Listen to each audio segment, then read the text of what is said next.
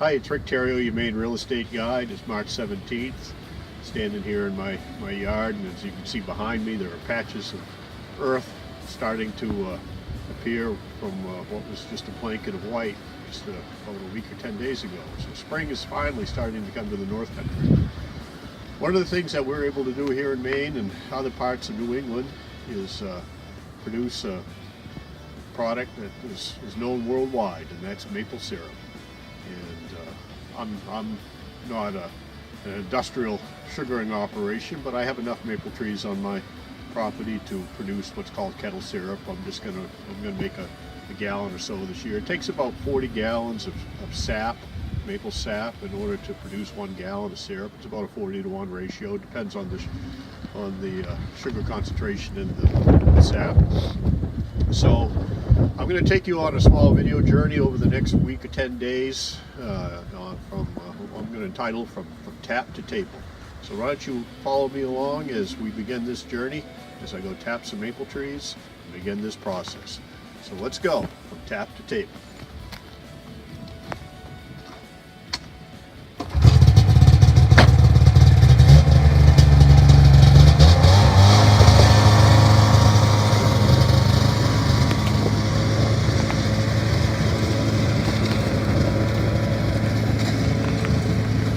So one of the first things you need to be able to do when you're going to produce maple syrup is first be able to identify a maple tree from a birch or a pine or a hemlock or some other sort of tree.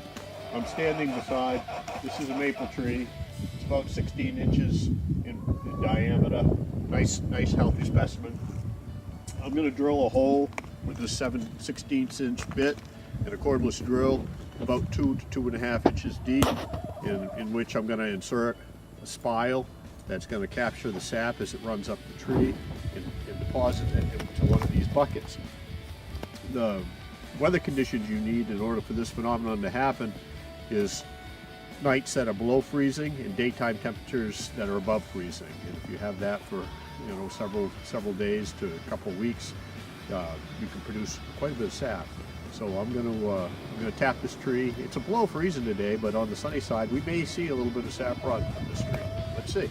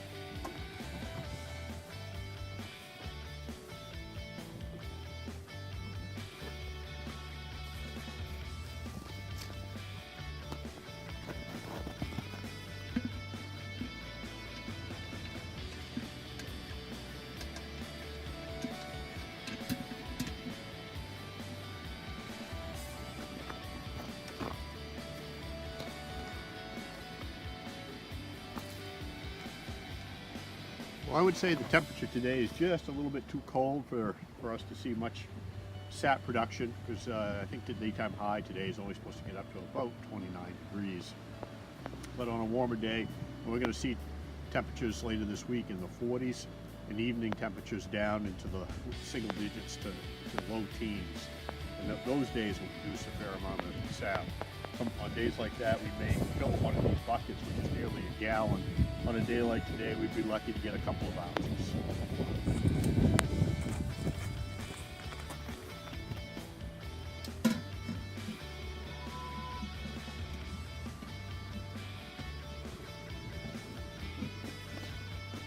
So this lid I put on here is designed to keep snow and rain from getting in and further diluting the sap. We've got to go find a few more trees.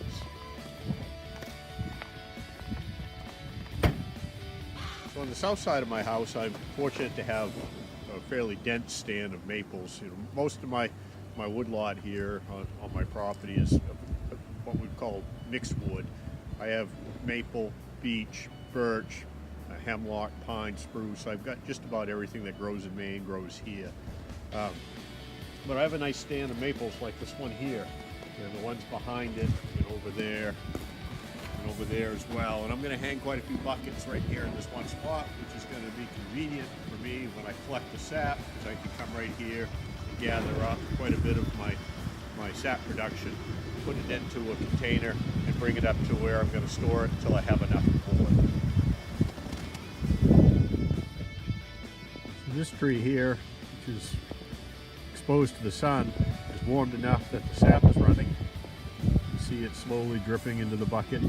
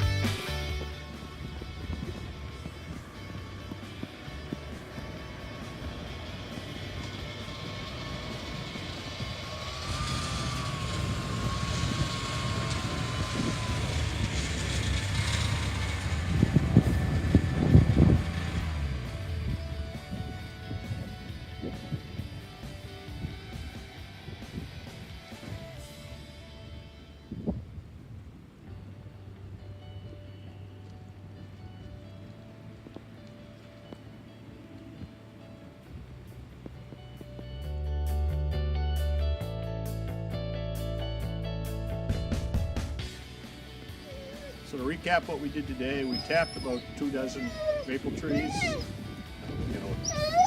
Gather sap for the next several days, and then later on this week, hopefully we'll have enough to begin the boiling process.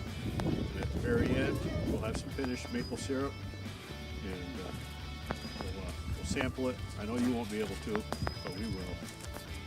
Talk to you soon. With Theriault, Maine Real Estate Guy.